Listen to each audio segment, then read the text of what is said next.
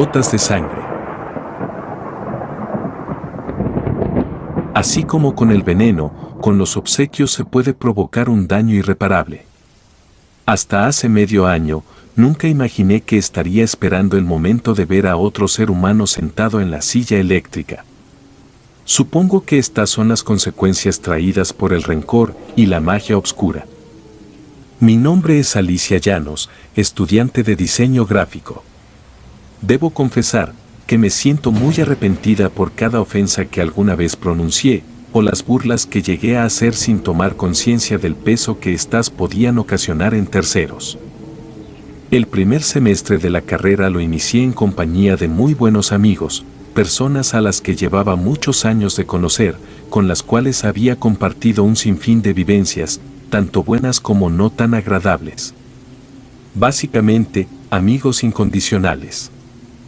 Dentro de esta nueva clase, una persona de nuestro pasado se nos volvió a cruzar en el camino. Él era Antonio Pérez, o como solíamos llamarle en los tiempos de secundaria, Toño el Obsesivo.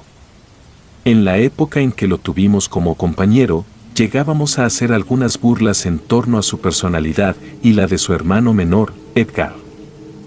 Pues ambos se obsesionaban con las cosas más ridículas, como el orden de los pupitres, los números par e impar, e inclusive les obsesionaba la forma de amarrarse las agujetas. Cuando el mínimo detalle no quedaba de la manera en que ellos lo deseaban, les daban crisis ansiosas en frente de los demás. A veces se golpeaban en la cabeza a ellos mismos, o pataleaban y armaban un gran escándalo, por aquello que se les escapaba de las manos. Con el tiempo, comprendí que lo que tenían ambos hermanos no era ningún motivo de risa, ni tampoco de burlas. Pues lo que ellos sufrían era trastorno obsesivo-compulsivo, un infierno con el cual debían de pelear a diario, pero que, desde nuestra ignorancia, mis amigos y yo lo tomábamos como un chiste. Ya terminada la secundaria pasaron los años, y no volvimos a saber de ellos. Hasta hace poco, en pleno inicio de universidad, descubrimos con sorpresa que Antonio volvería a ser uno de nuestros compañeros. Y aunque una parte de mi círculo le seguía llamando Toño el Obsesivo, a sus espaldas, yo decidí dejar de hacerlo, pues no me parecía para nada maduro ni humano de mi parte. Para tratar de compensar una parte de los daños pasados, algunos estuvimos de acuerdo en acercarlo a nuestro círculo y convivir con éste en distintas reuniones o inclusive fiestas. Al principio creí que me agradaba, pero lo cierto es que, conforme más lo conocía, más me daba cuenta de que lo único que yo estaba buscando era sentirme menos culpable conmigo misma. Entre las reuniones a las que lo llegamos a invitar por compromiso, descubrimos que se había estado dedicando al arte, haciendo retratos peculiares en óleo. Los cuadros que él hacía siempre tenían muertos, demonios, niños llorando, o animales siendo masacrados por el hombre. A pesar de que era una clase de arte, no me agradaba en lo más mínimo, pues, su gusto de retratar al mundo me parecía grotesco. Con el pasar del semestre y las reuniones, la presencia de Antonio se empezó a volver un tanto incómoda para los demás. Pues, no conforme con su actitud retraída, acostumbraba a aprovechar cualquier oportunidad para hablar sobre su fe hacia Lucifer. Y lo que resultaba peor, era que, si alguien no concordaba con sus puntos de vista, éste se ponía a hablar del ángel caído como un fanático. Pues entre sus argumentos, decía que Dios Padre nos quería tener condenados a la ignorancia, y que, por ello, Lucifer intervino en su creación para hacerla abrir los ojos. Una noche en que nos hartó el tema de la serpiente y el hombre, mi amigo Rubén lo interrumpió, y le dijo que, si tan poderoso era aquel Lucifer, éste al menos debía de contar con algunos poderes, por el hecho de ser un gran seguidor. Y ante este comentario, Antonio hizo un gesto burlón, y nos pidió que saliéramos al jardín, pues, según él, nos demostraría cómo era capaz de manipular al aire. Algunos intrigados y otros tomándolo a broma, salimos hacia el jardín y guardamos silencio. Y frente a todos nosotros, Antonio se hizo una cortada en el dedo, y encima de la tierra hizo un dibujo extraño con su propia sangre, parecido a un pentagrama. Acto seguido cerró sus ojos, y mientras que murmuraba una oración extraña, afuera de la casa empezó a llegar una corriente de aire repentina que hizo a las ramas de los árboles golpearse entre sí, y algunos objetos de menor peso salieron volando. Antes de que el viento se volviera más intenso, le tuvimos que pedir que se detuviera. Antonio ganó, y en ese momento consiguió cerrarnos las bocas. Luego de su espectáculo de brujería y satanismo, nos quedamos viendo a ese símbolo que trazó con su propia sangre en la tierra.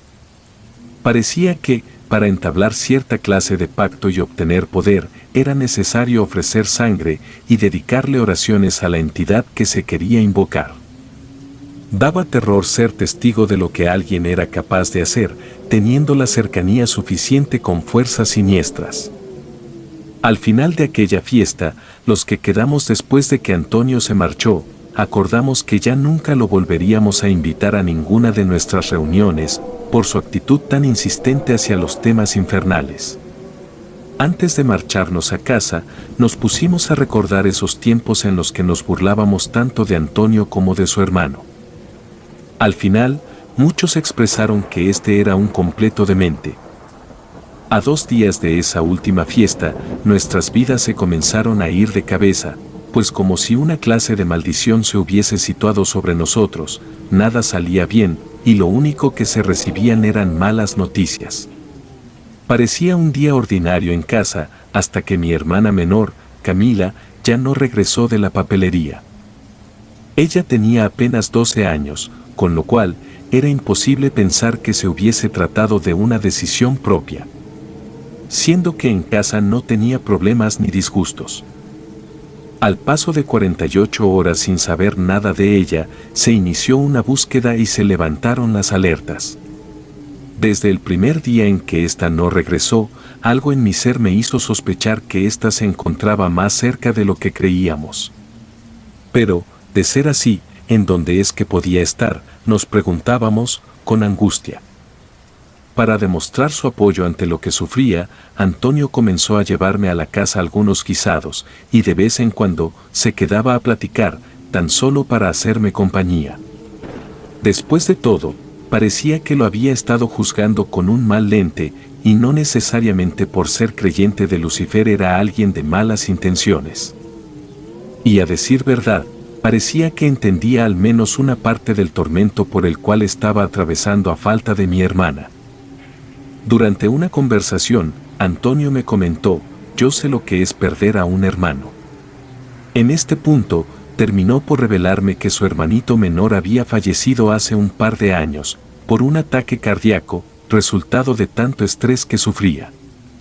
Por lo que no pude controlar el llanto tras escuchar aquello. A partir de aquí, le tuve más aprecio a Antonio, a pesar de sus conductas sombrías y el arte bizarro al que se dedicaba. En medio de todo el caos por encontrar a Camila, Antonio llegó una tarde a la escuela con una bolsa llena de cuadros, los cuales había hecho para nosotros. Con su toque característico y escalofriante, nos regaló una pintura a cada uno. En todas ellas se podían ver a personas quitarse la vida de distintas maneras, y por alguna razón extraña, las personas plasmadas en las pinturas compartían semejanzas físicas a nosotros. La mayoría aceptamos dichos cuadros por mera amabilidad, a excepción de José, quien desde un inicio se negó a recibirla y menospreció los cuadros, diciendo que aquello no era arte, sino el trabajo de un enfermo mental. Y en respuesta, Antonio dijo que abrazar a la muerte era necesario, así como irremediable. Apenas llegué a mi casa, colgué el cuadro en mi habitación y creo que otros de nosotros hicieron lo mismo. La búsqueda de mi hermana continuaba siendo interminable, al igual que la desesperación, pues no se daba con ningún rastro, ni ninguna señal, todo era demasiado incierto. Y por si fuera poco, mis amigos empezaron a enfermar gravemente, igual sin mucha explicación. La primera en caer enferma fue Stephanie. Poco después de haber colgado en alto la pintura que le dio Antonio, presentó vómitos incontrolables que la obligaban a estar en cama y con suero conectado a su antebrazo. Y por mucho que iba al doctor, su sufrimiento continuaba evolucionando, y ninguna medicina parecía servirle. Una semana después, otra amiga mía presentó los mismos síntomas. Y de lo grave que se pusieron las dos, la única forma en que nos comunicábamos era por mensaje, debido a lo débiles que se encontraban. Para entonces, ya no solo me había quedado sin mi hermana, sino que estaba perdiendo gradualmente a mis amigos. Una tarde, en el chat que teníamos en común, Stephanie nos dijo que había estado notando como una clase de sombra con forma de demonio, alzándose sobre ella. Y luego de que ésta se quejara, mi otra amiga, Amanda, mencionó haber estado escuchando voces y lamentos, provenientes del cuadro que le regaló Antonio. Dicho esto, nuestro amigo José compartió su propia conclusión, la cual apuntaba a que todos nuestros recientes males estaban siendo causados por los cuadros que nos obsequió Antonio. En lo personal, su opinión me pareció un tanto paranoica, pues, ¿cómo era posible que una pintura nos hiciera enfermar? Lamentablemente, a una tarde de que Stephanie nos compartiera sus inquietudes en cuanto a esa sombra de demonio, despertamos con la horrorosa noticia de que sus padres la habían encontrado sin vida en su habitación. Casi de la misma forma en que retrataba la pintura que Antonio le regaló. Tras este último evento, las sospechas de José parecieron tomar cierto sentido, pues todas las personas cercanas a Stephanie nos sentimos devastados. Pues ella nunca fue una chica con problemas depresivos, ni tampoco de ansiedad. Los padres de mi amiga, al encontrar la similitud entre la pintura y la forma en que Stephanie falleció, decidieron deshacerse de aquel horrible cuadro partiéndolo en dos y tirándolo a la basura. Con toda la indignación que nos envolvía, mis amigos y yo fuimos a buscar a Antonio hasta su casa para pedirle una explicación, o tan siquiera darle la oportunidad de demostrar su inocencia en cuanto al reciente fallecimiento. Pero por desgracia, por mucho que estuvimos llamando a su puerta y buscando en los alrededores, no lo pudimos encontrar. Y justo aquel día, tuve un fuerte dolor de estómago que punzaba en lo más profundo, causándome escalofríos. Algo en mí continuaba diciéndome que mi hermanita se encontraba cerca.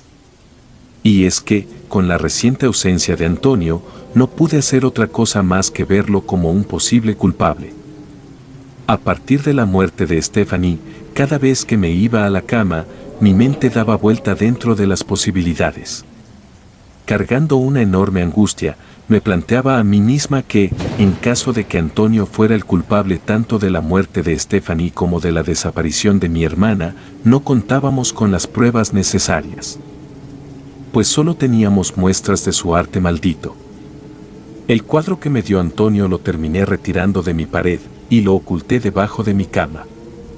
Sin embargo, ese mismo día en que lo quité, comencé a notar una presencia desagradable en mi cuarto, y aunque aquello no contaba con un rostro, era una presencia que se podía sentir y percibir en las sombras de la pared, pues se trataba de una figura demoníaca apareciendo detrás de mí. Para no otorgarle poder a esa clase de cosas, lo que hice fue rezar un Padre Nuestro, y me aferré a mi crucifijo, siendo esta mi única arma para defenderme. De pronto, esa sombra con forma de demonio desapareció y pude dormir, a pesar de la incertidumbre por la desaparición de mi hermana. A la tarde siguiente, mientras que terminaba de hacer unas tareas, fui dominada por una fuerza bizarra, la cual me ordenó que atentara en contra de mi integridad. Debajo de la cama, escuché voces, las cuales no paraban de murmurar con desesperación. Estas voces me decían: muere como tu cuadro lo ordena, hazlo ahora. Por el hecho de estar sola en casa, dejé que el terror me acorralara. El único refugio que pude encontrar para distraerme fue el chat del grupo que tenía con mis amigos. Entre mensajes, enseguida les comenté lo que me estaba pasando, y absolutamente todos me aconsejaron que sacara aquel cuadro de mi casa, y más teniendo a lo de Stephanie tan reciente. Y sin importar el miedo, tomé la decisión de salir con dicha pintura y me dirigí hacia un canal de aguas negras. En esa pintura que me regaló Antonio, se hallaba una mujer que se parecía a mí. Esta tenía una expresión de dolor, y ambas muñecas le sangraban, como si ella misma se hubiese lesionado. En cuanto llegué a ese canal, descubrí que en mis manos, en la parte de mis muñecas, algo me había ocasionado rasguños. Como si se tratara de una posesión o una hipnosis, no pude dejar de mirar a esa pintura, incluso llegando a dudar si de verdad me sentía dispuesta a arrojarla. No obstante, al final fui capaz de aferrarme a mi intención original y me deshice de aquel demoníaco cuadro. Cuando volví a la casa, mis padres me estaban esperando en la sala, con expresiones preocupadas. Después de sentarme junto a ellos, estos me dieron la detestable noticia de que Amanda, mi otra amiga que ya se encontraba enferma, había muerto apenas hace unos instantes. Según dictaba el testimonio de sus padres, la encontraron con su cabeza inclinada al interior del horno de la estufa. La escena era exactamente la misma que Antonio plasmó en su pintura. Después de aquel segundo fallecimiento, no nos quedó duda de que nos estábamos enfrentando a una clase de maldición o tal vez un conjuro hecho por Antonio. Mientras nos enfrentábamos a los recientes duelos y la pérdida de mi hermana, levantamos una denuncia en contra de Antonio, entregando como prueba a la única pintura que nos quedaba hecha por él. Al principio se negaron a llevar a cabo nuestra petición, hasta que les hablamos de las coincidencias que habían tenido nuestras amigas a la hora de fallecer, en conjunto con las pinturas. A la par en que avanzaba la búsqueda de mi hermana, nosotros buscábamos a Antonio por nuestro lado, pero el infeliz no aparecía. 3 días después de haber dejado el cuadro como una evidencia, nos informaron que los análisis habían encontrado suficientes muestras de sangre utilizada a lo largo de toda la pintura. Pues encontraron gotas de sangre debajo de los demás colores. Ahora el problema era saber de quién eran aquellas muestras. Desde luego, tan pronto como esto se descubrió, temí por mi hermana y comencé a sospechar lo peor. Más que largos, aquellos fueron días eternos. No se contaba con respuestas, ni tampoco con rastros. Parecía más bien una venganza. Yo sabía que lo era, y eso solo me destrozaba más, por pensar que la integridad de mi hermana podía estar en juego, tan solo por un par de chistes hechos en el pasado. Y como un alimento a mi inquietud, me puse a investigar en internet sobre objetos malditos. Entre tantas horas leyendo, descubrí que, en efecto, con los conocimientos necesarios, era posible maldecir y condenar a cualquiera por medio de regalos o incluso alimentos. Por lo visto, los cuadros malditos de Antonio ya estaban destinados a una misión en particular desde que llegaron a nosotros. Una tarde de vacío e incertidumbre, recibimos una llamada por parte de las autoridades. Pues los policías nos informaron que habían visto a Antonio vagando por el interior de un panteón. Sin embargo, este consiguió escapar antes de ser capturado. Al acercarse al lugar en que lo vieron, encontraron que, sobre la tumba de su hermano muerto, el enfermo colocó una de las pulseras que le pertenecían a mi hermanita. Por lo que esto resultó ser la prueba suficiente para vincularlo con su desaparición. Pero la frustración continuaba creciendo, puesto que Antonio continuaba siendo más ágil y voraz que todos nosotros. Ahora, mientras recuerdo la serie de eventos dolorosos, creo que justo en esta parte pasamos de estar cayendo, a terminar de azotarnos de cabeza. Quiero decir, si de por sí, las circunstancias parecían una agonía sin final, llegamos al punto en que dicha agonía se hizo mucho mayor. A 12 horas de haber sido visto en el panteón, nos notificaron que Antonio se había presentado a la delegación para entregarse a sí mismo. Por lo que, enseguida fuimos hacia allá. Y durante el camino, presentí lo peor. El dolor se anidaba en mi pecho antes de tiempo, y estaba segura de que pronto iba a recibir la peor noticia de mi vida. Tan pronto como llegamos, se nos dijo que ya habían logrado dar con el paradero de Camila. Mi hermana, mi pobre hermana inocente, fue hallada sin vida al interior de la casa de ese ser desgraciado, infeliz y sinvergüenza de Antonio. Todo ese tiempo, las gotas de sangre puestas a las pinturas habían sido de ella. No existen palabras suficientes para describir el dolor que se acumula en el pecho. La fuerza de Antonio y de esos seres malignos a los que rendía tributo se habían salido de control. Cosas tan aberrantes como aquella eran las que ocasionaba el poder, puesto en las peores manos. Con una sonrisa en el rostro, Antonio se abrió a dar su declaración, sin muestra de remordimientos ni de vergüenza. Dijo que había conseguido ejecutar su venganza de la mano de Lucifer y los habitantes de su reino. Puesto que nos encontrábamos en un territorio en donde la pena de muerte estaba permitida, él sabía que sus declaraciones le costarían la vida. Y aún con ello, afirmó que aguardaba su castigo con ansias, consciente de que íbamos a sufrir más nosotros, quienes nos quedábamos vivos, a él, que poco le importaba vivir o fallecer. Su confesión de Antonio más grotesca de afrontar fue el oírlo decir que los guisados que me llevaba hasta la casa no estaban hechos de ninguna carne de animal, sino que de una niña. Aquel maldito practicante de la magia negra me dio de comer a mi propia hermana y fui lo bastante ingenua como para caer. Por primera vez, creo que he experimentado el odio. Odio a Antonio. Nuestros caminos nunca se debieron de volver a encontrar. Ojalá nunca hubiera aprendido sobre las fuerzas de la magia oscura. Los hijos del demonio se están volviendo incluso peores que su padre. Pues Antonio era un completo enfermo, y si bien puede que nosotros no nos hayamos medido en cuanto a palabras durante la secundaria, eso no fue suficiente para justificar sus acciones.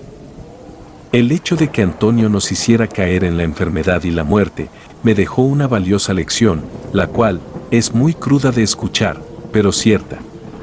En esta vida, uno nunca está del todo seguro sobre las compañías que nos rodean. Familias enteras, así como supuestas amistades, se hacen daño a diario. Y sin siquiera sospecharlo, la gente más cercana es la que nos podría condenar a la más grande depresión el día de mañana. Este es un mundo cruel y amargo, en donde una mente enferma puede convertir un viejo chiste en una serie de muertes injustas y despiadadas. A poco de que Antonio pagara su condena, tuve una pesadilla. En esta, una criatura demoníaca nos daba la bienvenida al infierno, a mis dos amigas fallecidas, mi hermanita y a mí. Entre las llamas que nos comenzaban a quemarnos nuestros cuerpos, aquel demonio nos decía que Dios nos había abandonado desde hace tiempo, y que, por ello, ahora los hijos de Lucifer tomarían el control en la tierra. Al despertar, me sentí invadida por la ansiedad y el terror. Pues parecía que aquel sueño me quería hacer dudar de mi fe a Dios. Sin embargo, por dolorosos que resultaban los caminos, sabía que tenía con qué pelear y que el camino no estaba en los demonios. Tal y como dije al inicio. Hasta hace medio año, nunca imaginé que estaría esperando el momento de ver a otro ser humano sentado en la silla eléctrica. Hoy es el día de la ejecución y no hay nada que pueda sentir, más que vacío en el interior. Antonio ni siquiera se muestra temeroso. Y, mientras me observa desde esa silla, me transmite un terror que me paraliza. Pues él tiene la mirada del diablo. Y antes de dar paso a su muerte, le dan derecho a decir sus últimas palabras. Este me continúa mirando, y lo último que pronuncia es, la sangre es poder. Muere el maldito, y esto es todo lo que queda, pues nada se consigue de la venganza, sépanlo de una vez. El andariego. Yo que fui del amor ave de paso, yo que fui mariposa de mil flores. Andariegos somos los humanos, vamos y venimos, conocemos, y luego nos despedimos. Después de todo, sabemos que nuestra historia tendrá un final. Sin embargo, ¿qué es un final? ¿Será acaso la oportunidad de un nuevo inicio? Muere la materia, pero la esencia se conserva. Las puertas de los muertos se abren al acercarse noviembre y ellos vuelven a estar entre nosotros. Jamás se han ido y jamás se irán. Yo soy Raquel Rulfo, como nuestro gran escritor mexicano, Juan Rulfo, creador de mundos vivos y también de mundos muertos. En la actualidad, tengo 26 años, más, el día de hoy, y con motivo de la época de muertos, les vengo a contar una experiencia que tuve con el más allá a la edad de los 21 años. Octubre y noviembre en México es de lo más lindo, sobre todo si se tiene una gran afinidad con los misterios que envuelven a la muerte. Cuando yo tenía 21 años, me vi presa de una depresión que me asfixiaba, era un dolor que tomaba control de mi ser, dejándome débil sobre la cama. Y conforme el vacío crecía en mi pecho, más ajena me sentía a la vida, a sus colores y a sus personas. De pronto, se iba acercando el mes de octubre, con sus flores de cempasúchil, y lo único que yo deseaba era estar muerta, tan muerta como los difuntos de un panteón, o los nombres que escribíamos sobre la ofrenda. De manera enfermiza, cargaba con la desesperante necesidad de estar bajo tierra y descansar como mis familiares en las fotografías. Prefería 1000 veces estar con ellos a seguir despertando en esta realidad llena de injusticias y sufrimiento. A la par en que la idea de morir me tentaba minuto a minuto, mis padres conocieron a una clase de coach, que supuestamente era experto en tratar la depresión con psicología experimental. Su nombre era Dante. A pesar de que no quería recibir sermones ni ninguna clase de plática motivacional, me presenté a las primeras sesiones, tan solo para darle algo de calma a mis padres. Tratar con el doctor Dante no fue como me imaginé que sería, pues, aquel hombre parecía tener el mismo aprecio que yo hacia el mundo de los muertos. Me dijo que sus padres eran dueños de una funeraria, y que, por lo tanto, su respeto y admiración por los difuntos era enorme. La primera vez en que le hablé sobre mis deseos, él me hizo considerar las consecuencias posteriores a lograrlo, como, por ejemplo, el dolor y la culpabilidad que habría en mis padres, o el trauma que representaría tanto para mi hermano como para mi pequeño sobrino, el recibir la noticia de mi muerte. Conforme trabajábamos en mis reflexiones y cambios de percepción ante la vida, las calles de mi municipio eran decoradas con el tradicional papel picado, y cerca de los panteones se percibía el aroma del incienso. La cercanía con las fiestas de muertos hacía que mis deseos de morir crecieran. Y por egoísta que suene, aún me quería marchar a esa colorida dimensión de las almas que descansaban.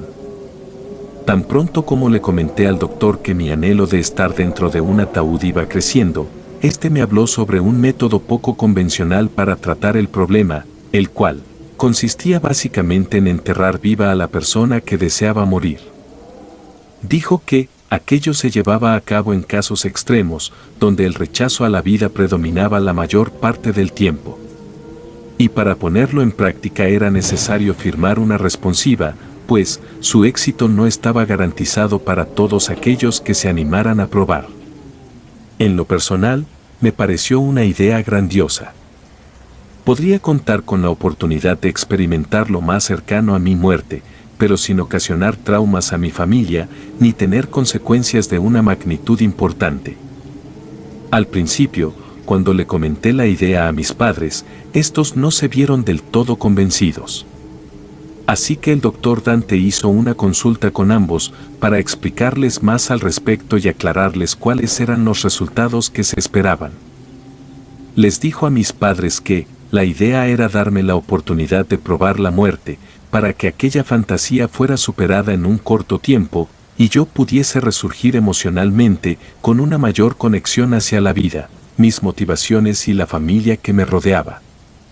Una vez que las preguntas e inquietudes fueron resueltas, empezamos a organizar cómo sería aquel entierro momentáneo y en dónde se llevaría a cabo.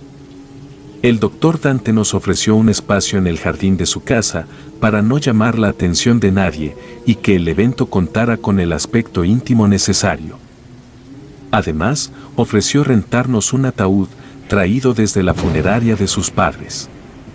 Ya resuelto el problema del ataúd y el espacio, solo quedaba avisarles a todos mis seres cercanos, familiares, conocidos, amigos, etc. Por consejo del doctor, mis papás incluso se pusieron en contacto con amigos míos, a los cuales no veía en años. A la hora de hablar con los demás sobre la dinámica e invitarlos a participar, muchos reaccionaban con un enorme rechazo y otros expresaban estar de acuerdo. Sin solicitarlo, escuché un sinfín de opiniones que iban desde que yo era una maníaca hasta que estaba tentando al demonio por meterme entre sus tierras antes de tiempo. Sin importar las críticas, el plan siguió en marcha y yo ya estaba lista para experimentar el falso día de mi muerte. El 13 de octubre de 2018, cerca de 40 personas llegaron a la casa del Dr. Dante, vistiendo de negro y llorando como si en verdad les pesara mi ausencia. Mi madre, de rodillas, no paraba de secarse las lágrimas, mientras que mi hermano le pedía que guardara la calma, recordándole que nada de eso era real. En cuanto estuve lista, caminé hacia el ataúd, mientras que en una pequeña bocina sonaba el andariego, interpretada por los Panchos. Recién entré al ataúd con interior de satín blanco, pude sentir cómo mi cuerpo descendía y el sonido de alrededor desaparecía, hasta que lo único que podía oír era mi respiración y el caer de la tierra.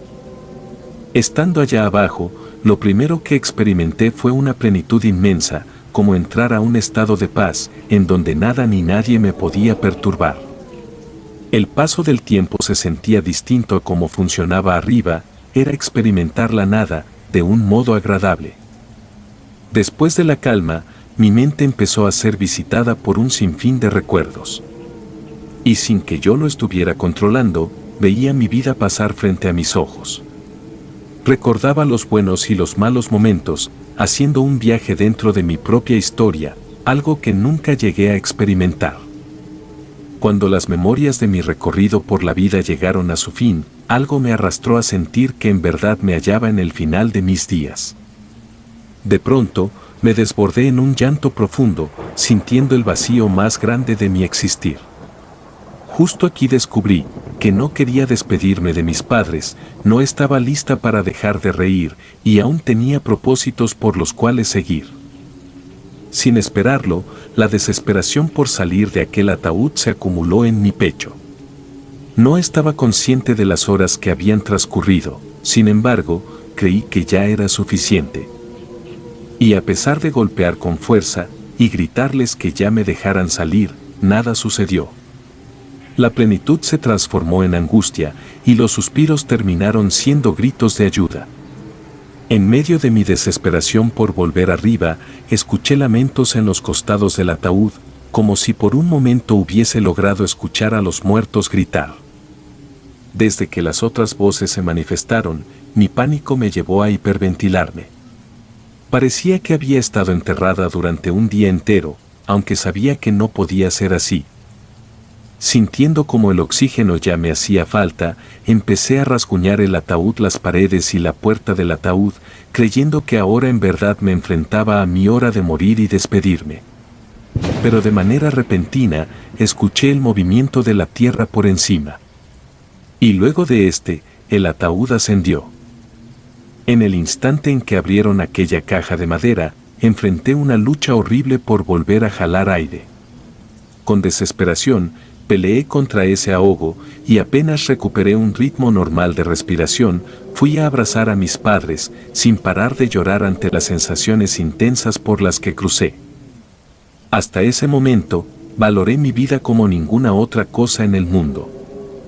Al término del drástico ejercicio, el Dr. Dante dijo que mi progreso le resultaba impresionante y que ahora solo quedaba llevar un estudio de mis emociones y pensamientos a lo largo de las siguientes semanas.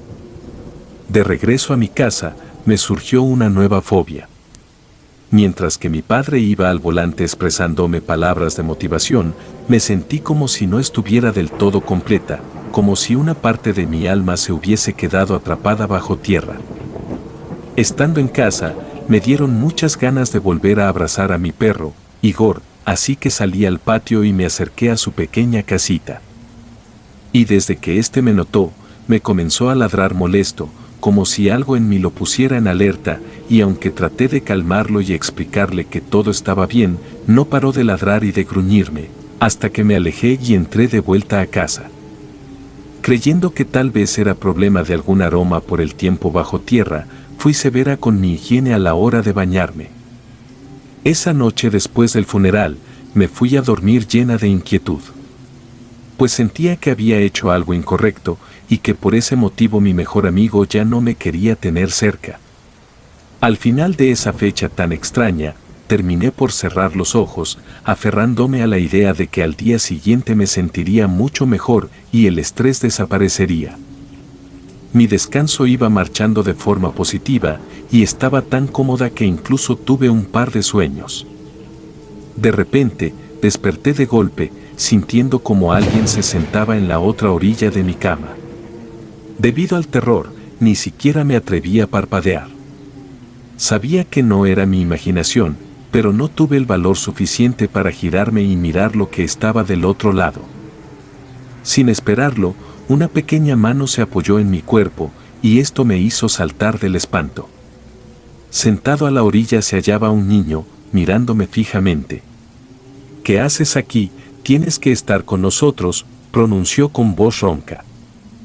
En ese segundo, reconocí quién era aquel niño. Se trataba de mi primo Ariel, quien había fallecido 3 años atrás, por una negligencia médica. Horrorizada, salí corriendo hasta el cuarto de mis padres y les conté lo que me sucedió. Ambos me quisieron convencer de que se trató de un sueño, mas yo sabía que no lo fue. Un tanto apenada, me quedé acostada en un sillón que tenían en el cuarto. No conseguí volver a dormir. Al amanecer, seguía inmersa en la impresión de haber visto a uno de mis familiares muertos. Estaba segura de que aquello se debió al experimento del ataúd. A la hora de bajar para desayunar, encontré una fotografía mía en el último nivel de la ofrenda. Molesta, me apresuré a retirarla, pero mi madre me pidió que la dejara allí o se molestaría. A mitad de la discusión, me explicó que aquel fue un consejo dado por el doctor Dante. Y me dijo que era parte del supuesto tratamiento, el hacer que me viera a mí misma colocada en la ofrenda. Sin importar cuánto protesté porque me quitara de ahí, ella se aferró a dejar tanto mi nombre como mi fotografía. Esto último me pareció tan irreal, que acabé odiando la dinámica. Pues ni yo misma podía creer la forma drástica en que cambié mi percepción en cuanto al aprecio hacia la muerte. Para comentar al doctor Dante mi desacuerdo, sumado a la mala experiencia de la noche, le envié mensajes explicando la situación. Pero desafortunadamente, este dijo que no podía responderme a profundidad, puesto que se encontraba de viaje. Por la tarde, mi hermano vino de visita a la casa, en compañía de mi cuñada y mi sobrino Alexis. Siempre que estos venían, Alexis y yo aprovechábamos para subir a jugar videojuegos por horas y divertirnos. No había día en que éste no quisiera estar a mi lado. Sin embargo, del mismo modo en que pasó con mi querido Igor, mi sobrino mostró cierto rechazo desde el momento en que se acercó a saludarme. Como apenas era un niño de 8 años, no puso ningún filtro a la hora de decirme que se sentía extraño en mi compañía. Recién se cumplían las 24 horas desde que fui enterrada y me causaba pesar la forma en que se estaban dando las cosas. Ahora me estaba sintiendo ajena a la vida, como si ya no fuera capaz de conectar con los vivos o hacer que estos me apreciaran como antes. Para el 23 de octubre, recuerdo haberme marchado a dormir entre el llanto, por no poder controlar aquella sensación de estar muerta en vida. Y desde esa noche, comencé a soñar de manera recurrente con el momento en que descendía al fondo entre la tierra. Por lo general, el sueño terminaba con brusquedad, ya que enfrentaba fuertes ahogos que me obligaban a despertar y sentarme en la cama de un segundo a otro. Mi cuerpo reaccionaba desesperado por recibir oxígeno y forcejeaba por jalar algo de aire desde mi boca. Para la tercera ocasión en que desperté con aquel síntoma de asfixia, llamé al número del doctor Dante, pero este no contestó. Sus nuevas actitudes me parecían de lo más sospechosas, y eso le sumaba estrés a las circunstancias. El Día de Muertos estaba a muy poco de llegar, y para entonces ya no deseaba estar con los muertos, mas tampoco conseguía sentirme del todo viva. Para la noche del 28 de octubre, opté por utilizar doble almohada, para ver si, de esa manera, los ahogos se reducían dado lo elevado de mi cabeza. Y antes de quedar dormida, me quedé leyendo algo de poesía a la luz de mi lámpara de noche. Para cuando me acosté y apagué la lámpara, pues ya pasaban de las 12 y mis padres ya llevaban al menos una hora dormidos. Muchas veces me daban ganas de ir a su habitación para dormir en su incómodo sillón, pero me daba vergüenza actuar así a mi edad, por lo tanto, me obligaba a enfrentar mis recientes miedos. Recuerdo con mucha lucidez aquella noche de octubre, porque, casi a los 15 minutos de haber apagado mi lámpara, me pareció escuchar desde el piso de abajo una voz a la cual no había oído desde hace 7 años. Era la voz de mi abuela Estela. Sin esperarlo, la oí decir mi nombre desde debajo de las escaleras. Notando cómo mi corazón se iba acelerando, guardé silencio, y no me atreví ni siquiera a parpadear. Me hallaba en la cama, pegada hacia la pared. A los pocos segundos de su último llamado hacia mí, empecé a escuchar como unos pasos se acercaban desde las escaleras, subiendo escalón con escalón, caminando en dirección a mi cuarto. Apenas los pasos se detuvieron, sentí el peso de alguien más al otro lado de la cama. Y a pesar de querer ser discreta y actuar como si estuviese dormida, mi respiración agitada se siguió saliendo de control. Enseguida, pude sentir el rostro de mi abuela acercarse a mi oído. Hablando entre susurros, ésta me dijo: «Raquel, ven a cenar con nosotros». Y de tan rápido que iban mis latidos creí que en verdad moriría. Después de invitarme a bajar, los pasos se fueron alejando por las escaleras hasta que los dejé de escuchar. Y en lugar de llorar por el terror o tratar de dormir otra vez, algo en mi interior me motivó a levantarme de la cama y bajar tras los pasos de aquello que sonaba como mi abuela. Era como contar con una doble conciencia, una que no sentía horror, sino ganas de caminar hacia la ofrenda. Estando abajo, prendí la luz del comedor y caminé hacia esta. Y justo en donde se hallaba mi fotografía, estaba una taza con chocolate. Abuelita, junto a un pan de muerto.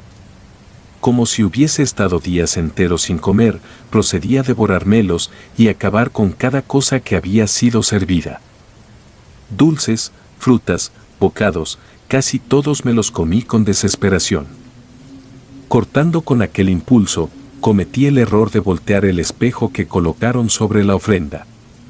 Al ver mi reflejo, la imagen me mostraba con la piel azul y unos labios morados.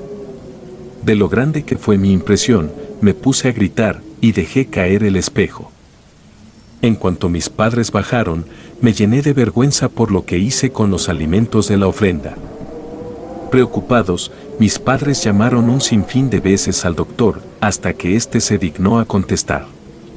Gracias al altavoz, supe que éste consideraba los últimos incidentes como una clase de reacción secundaria al ejercicio y dijo que posiblemente se trataba de una nueva fobia. Para aclarar mejor la magnitud del problema, tomé el teléfono y por fin volví a hablar personalmente con él. Durante esa llamada, parecía que Dante solo se limitaba a escuchar y tomar nota, pero no llegaba a aconsejar nada. Al final de nuestra breve conversación a distancia, no obtuve ningún consejo. Y muy en lo profundo, me mantenía convencida de que una parte de mi ser seguía bajo la tierra. De nuevo al dar la noche, el terror me acorraló antes de siquiera cerrar los ojos. Ya presentía la proximidad de los difuntos, mas no era capaz de prever cuáles serían sus siguientes acciones, y parecía que, conforme se aproximaba el 1 de noviembre, mayor era la fuerza y la presencia que éstos tomaban a mi alrededor. Pues parecía que las almas me veían próxima a ellas. En plena víspera para la llegada oficial de todos nuestros difuntos, tuve un sueño, en el cual mi primo Ariel me volvía a buscar. Esta vez, me llevaba hasta el espacio en donde fui enterrada, y me señalaba el piso, como si allí hubiese algo que necesitara descubrir. Cortando el sueño, desperté en medio de otro ahogo. De todos los momentos en que creí que no volvería a jalar aire, ese fue el más grave. Y a pesar de tener la garganta tan cerrada, conseguí retomar la respiración.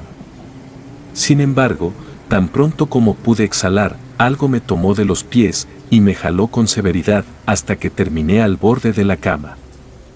En ese instante escuché la voz de mi tío Rodrigo exclamar: «Tú ya no perteneces a los vivos». Aquel tío llevaba tan solo un año de muerto, por complicaciones cardíacas. Cuando por fin llegó el Día de Muertos, desperté sintiéndome débil, con la piel helada y una perspectiva desconectada de la vida.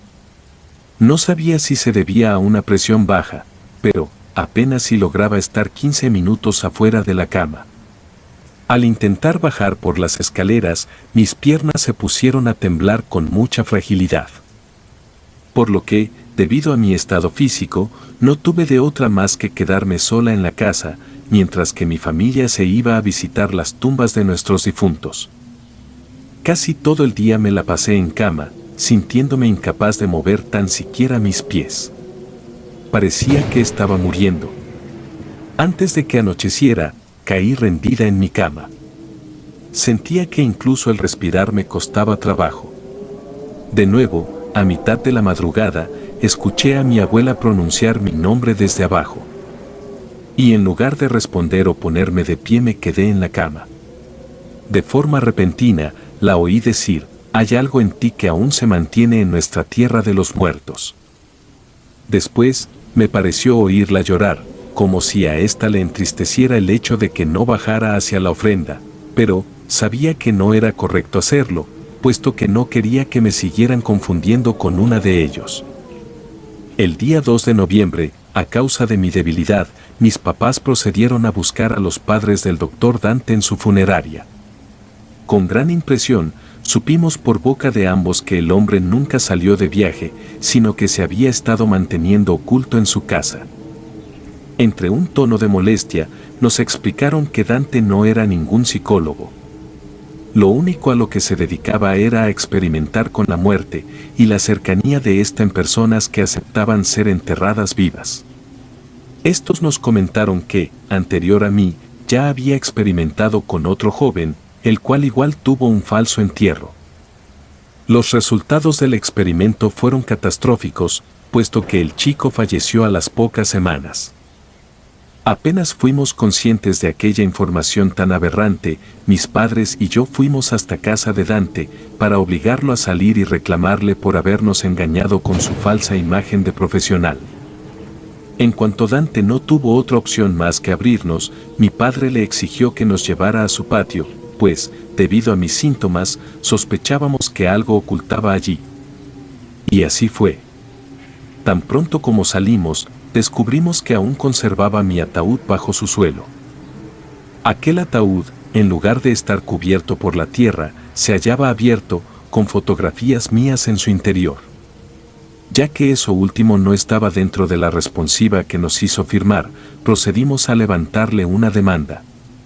Y antes de que el día 2 de noviembre llegara a su fin, quemamos ese ataúd en el que alguna vez descansé. Incendiar ese ataúd terminó siendo mi liberación de la muerte a la vida. Después de esa ocasión, no volví a escuchar las voces de mis difuntos, ni a sentir su presencia en mi habitación. De esta experiencia que acabo de relatar, aprendí que tanto la vida como la muerte son igual de valiosas, pero no es correcto desear llegar a la muerte, sin antes haber aprovechado las dulces maravillas que hay en la vida.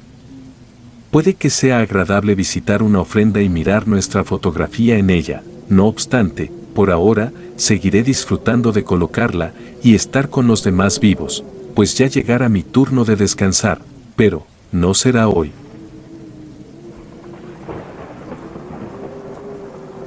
Bienvenidos y bienvenidas a Oscuros, Relatos de la Noche, donde encontrarás las mejores historias de terror. Me gustaría que me apoyaran con un like o un comentario, ya que eso nos ayudaría bastante. Y Oscuros, si no estás suscrito o suscrita, te invito a que lo hagas para que no te pierdas lo mejor de Relatos de la Noche. Sin más, gracias. Relatos escritos y adaptados por Dea Martín.